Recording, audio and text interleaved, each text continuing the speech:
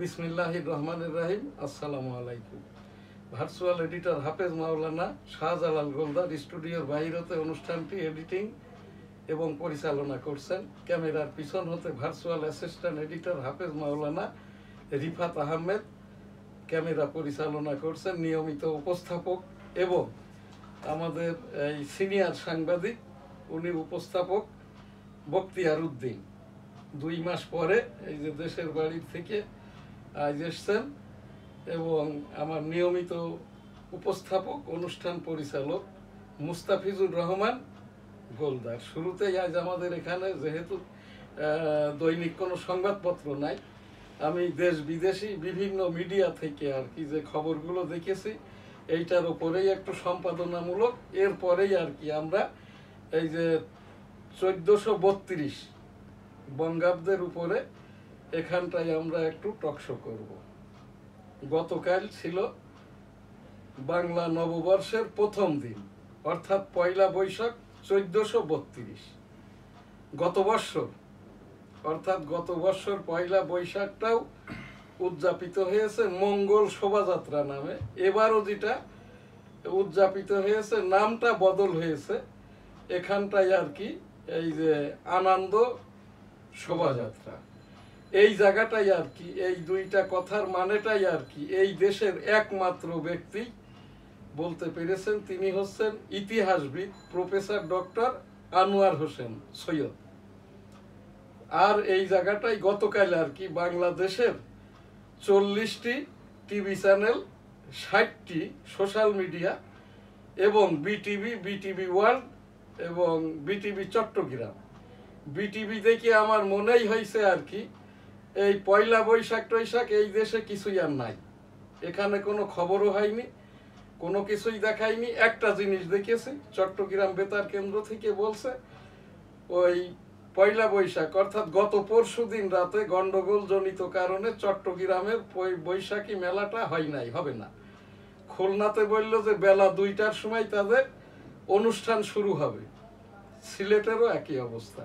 ঢাকা চারুকলা ইনস্টিটিউটে সাংবাদিকতার হিসাবে গত বছর প্রথম সেশনে যখন ওই যে তারা র্যালিতে যায় তার আগ পর্যন্ত সাংবাদিক ক্যালকুলেশনে আর কি ওইদিকে টিএসসি এবং এইদিকে শাহবাগ পর্যন্ত 70,000-এর মতো লোক ছিল।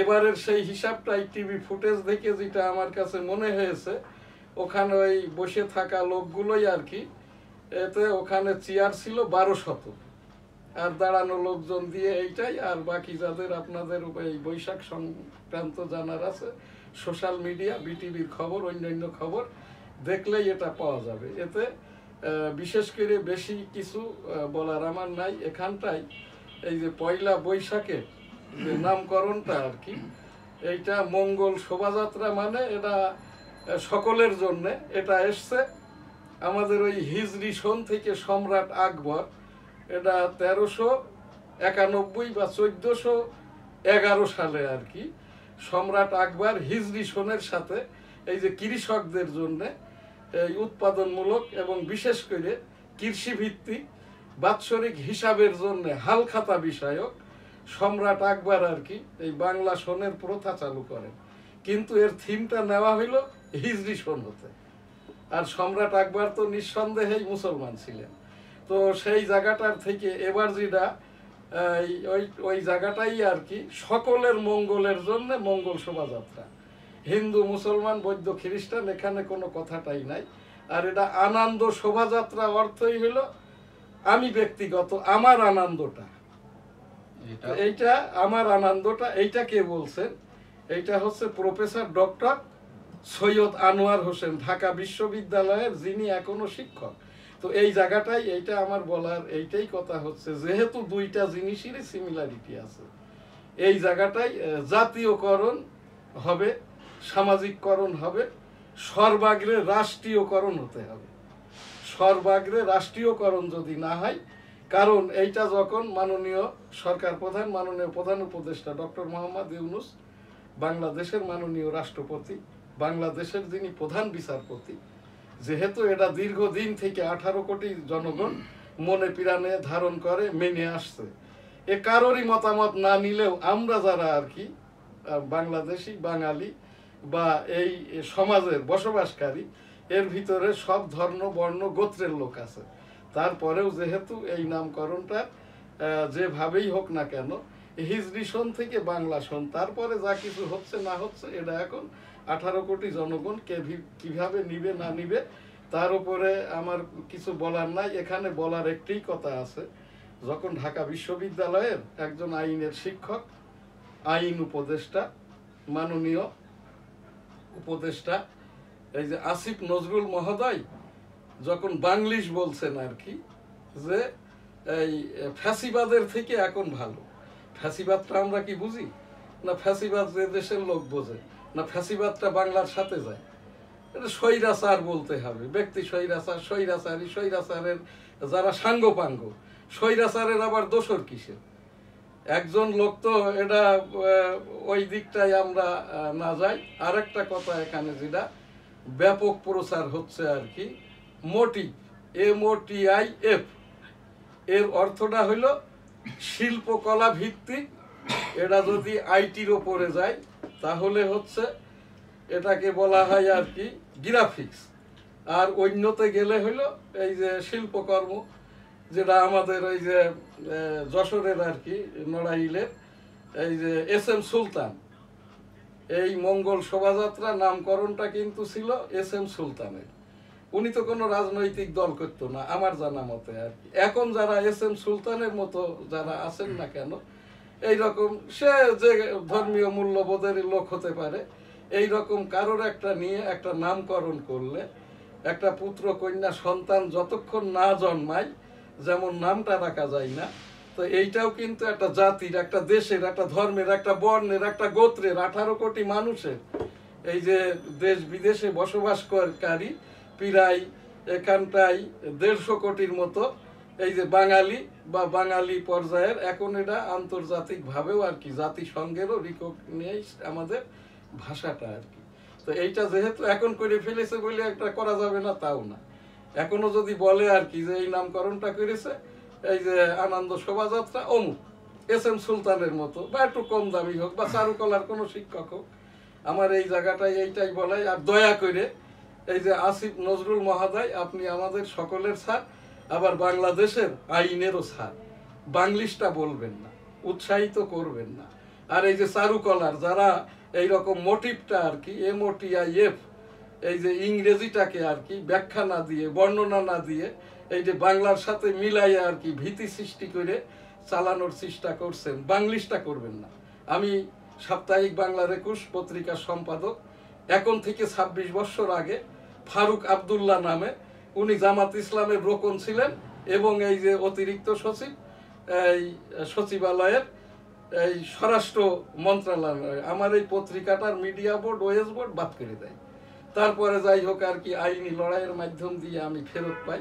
তো এই জায়গাটায় আমার যেটা বলা, আমার এটা খুব কষ্ট লাগে। আমার এখানে আরো 2 জন সিনিয়র সাংবাদিক আছে, এদেরও কষ্ট লাগে। তো এই জায়গাটায় আমার যে উপস্থাপনা আমি গতকাল করেছি মাননীয় প্রধান বিচারপতি বরাবর, এই যে বাংলার সাথে মিলিয়ে জাতীয়ভাবে এবং একটা নামকরণ পরিবর্তন করলে আইনগতভাবে যে কি বিষয়টা আছে আমার জানা আছে, এটা করতে গেলে মাননীয় প্রধান উপদেষ্টা যেরকম রাষ্ট্রপতিকে এই রাষ্ট্রপতির কাছে নির্দেশনা দেন প্রধান উপদেষ্টা নিয়োগ দেওয়া, এইরকম নামকরণটা বদল করতে গেলেও কিন্তু আইনি একটা কনসেনসাস, কেউ চাক বা না চাক, মাননীয় প্রধান বিচারপতির এখতিয়ার বা দায় দায়িত্বের মধ্যে পড়ে। আমি কাউকে প্রশ্ন করি না, জবাবেরও প্রত্যাশা করি না, শুধুমাত্র আমার ব্যক্তিগত কিউরিসিটি, খারাপ লাগাটাকে আর কি 18 কোটি জনগণের পক্ষ থেকে আমি উপস্থাপনা করলাম। আসসালামু আলাইকুম। এখন যে প্রোগ্রাম গতকাল আমাদের 1432 সালের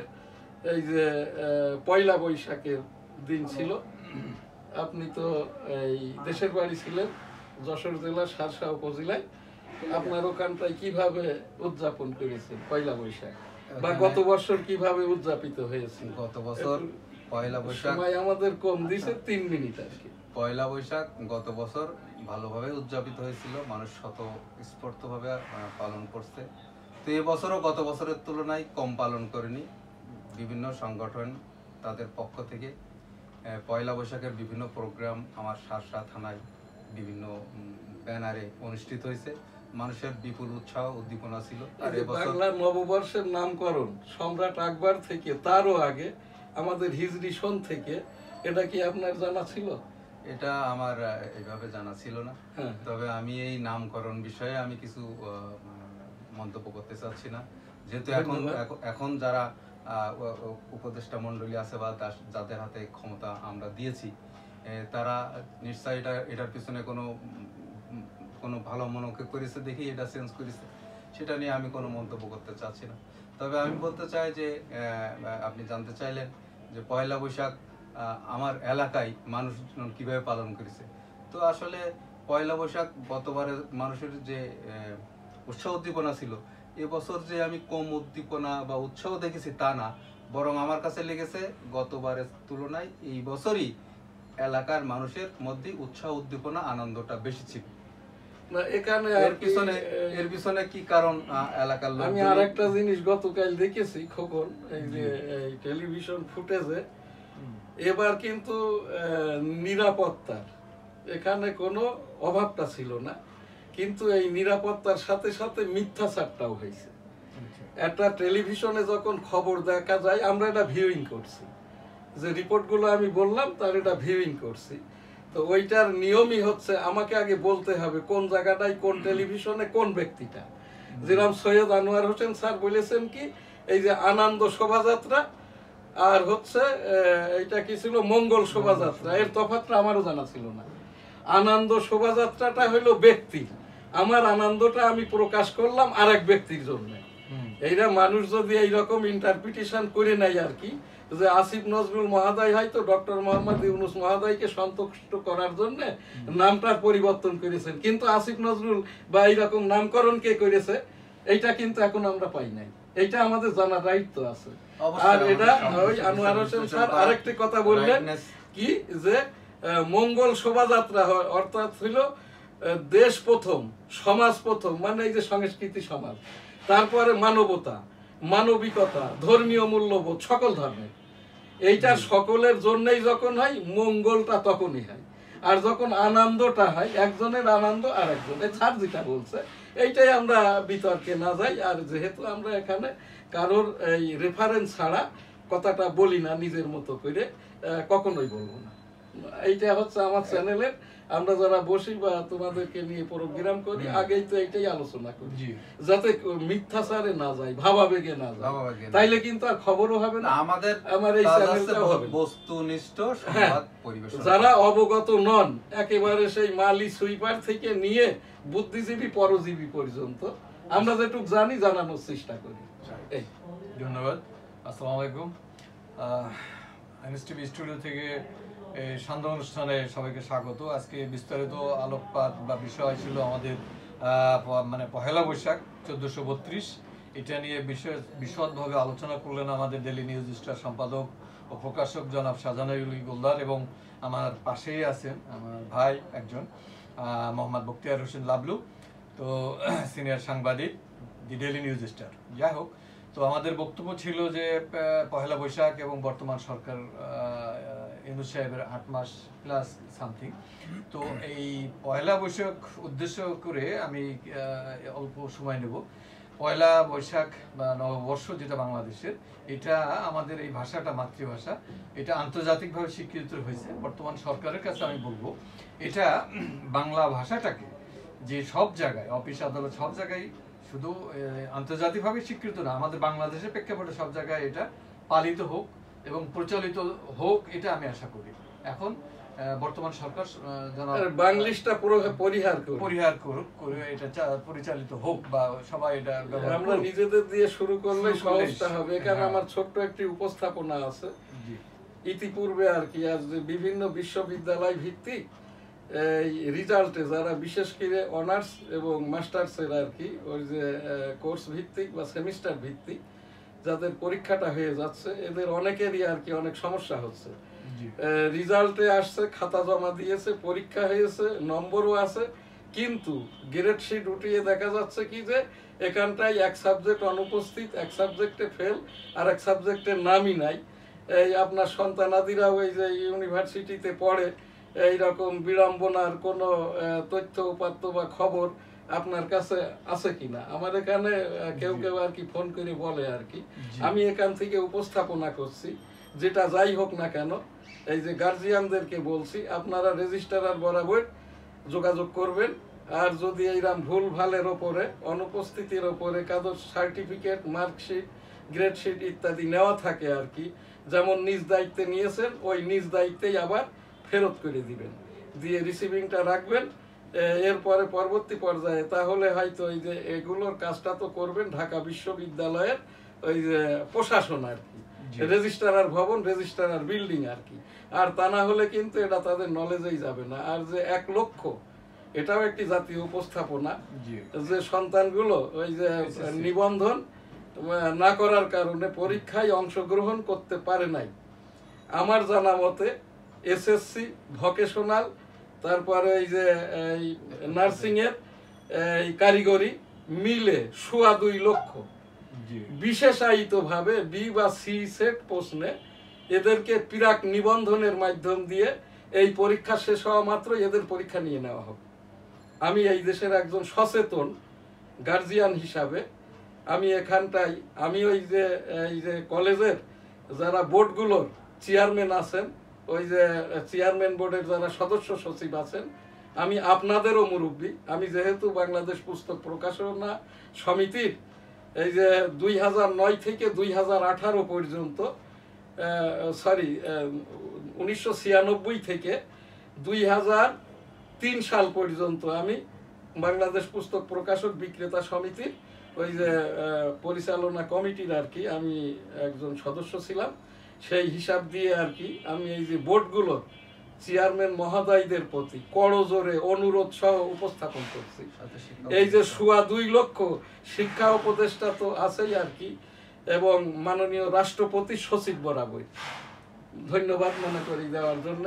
এই জায়গায় আমাদের এই যে মহামূল্যবান যারাই একসময় এই যে 2024-এর যারা আর কি এই আন্দোলনের মাধ্যম দিয়ে সরকার আমাদের এনে দিয়েছে, ছাত্র জনতা সরকার 24, এই জায়গায় এই সকল গার্জিয়ানদেরকেও আমি বলছি, ওই যে একটা প্রলোভন দেখা দেওয়া হচ্ছে, দালাল চক্র, এই যে যারা অংশগ্রহণ করতে পারে না এদের মধ্য থেকে পুলিশে নিয়োগ দেওয়া হবে সিপাহী পদে, এইটা আমরা না করি। আপনারা আমার এই কথাটা শোনেন, পিরাক নিবন্ধনের মাধ্যমে বোর্ডের চেয়ারম্যান মহোদয়গণ আপনাদের বলছি, এই যে পিরাক নিবন্ধনের মাধ্যমে বি বা সি সেট প্রশ্নে এদেরকে কোনো বোঝানোর চেষ্টা করবেন না, বুঝাইতে যাইবেন না। আপনাদের থেকে আমি ব্যক্তিগতভাবে দি ডেইলি নিউজ স্টার ইংরেজি পত্রিকার সম্পাদক, ডেমোক্রেটিক বাংলাদেশের আমি গবেষক, সেই এরশাদ বিরোধী আন্দোলন 1987 সাল থেকে। তো এই জায়গাটায় আমি এটা করজোরে উপস্থাপন করছি। আমার এই কোমলমতি 2.25 লক্ষ ছাত্রছাত্রী, এদের জীবনটা নষ্ট করে দিবেন না। এদের যদি পরীক্ষা না নেওয়া হয়, পরীক্ষাটা আপনি 6 মাস পরে নেন, তাহলে এরা কিন্তু সব বকে যাবে। এরা কিন্তু এই বাড়ির পরিবারের, হয়তো একটা পরিবারের একটা মা বাপের একটাই সন্তান, একটাই মেয়ে, সে এবার পরীক্ষাতে ছিল, যে কোনো কারণে আর কি নিবন্ধন করতে পারে নাই। এইটা আপনারা করবেন না। আমি দয়া করে রাষ্ট্রীয়ভাবে মাননীয় রাষ্ট্রপতি, মাননীয় রাষ্ট্রপতির সচিব এবং শিক্ষা বিষয়ক উপদেষ্টা বরাবর উপস্থাপন করলাম। হজুমরা লাব্বাইক আল্লাহুম্মা লাব্বাইক, লাব্বাইক লা শারীকা লাকা লাব্বাইক, ইন্নাল হামদা ওয়ান নি'মাতা লাকাল মুলক লা শারীকা লাক। রাব্বুল আলামিন পাক পরওয়ারদিগার বিশ্বের সকল মানুষকে একবার করে হজ উমরা করার তৌফিক দান করুন, আমিন। 19 তারিখের মধ্যে সৌদি আরবে উমরারত সকল হাজী সাহেবদেরকে দেশে ফেরত আসতে হবে, বিশ্বের সকল দেশে। সেই রকমটা ভাবে হজ শেষ না হওয়া পর্যন্ত 13টি দেশের উপরে অস্থায়ী নিষেধাজ্ঞা আছে। আমরা কারণ না জেনেই আর কি সৌদি আরবকে দোষারোপ করি। 50 লক্ষ মানুষ রেগুলার হজ করার জন্য সৌদি আরবের ক্যাপাসিটি আছে, কিন্তু মাল্টিপল ভিসায় এখানে উপস্থিত হয় আরো 1/2 কোটি। এদেরকে জায়গা দিতে পারছে না, যেটা আমরা টিভিতে দেখলেই বুঝি আর কি উমরা উপলক্ষে এদেরকেই আর কি হজ পর্যন্ত সৌদি আরবে ঢুকতে দেওয়া হবে না। হজ শেষে আবারও স্বাভাবিক হবে, ভয় পাওয়ার কিছু নাই। তখন সবাই যারা আর কি টাকা জমা দিয়েছেন বা দিবেন, জমা দিতে পারবেন, হজ উমরায় যাইতে পারবেন। পীর মুরিদি আমার পীর সাহেব হুজুর মারা যাওয়ার পরের থেকে আমি দায়িত্বপ্রাপ্ত খলিফা ছিলাম, আমাকেই ওসিয়ত করা ছিল এই যে ঢাকাস্থ আর কি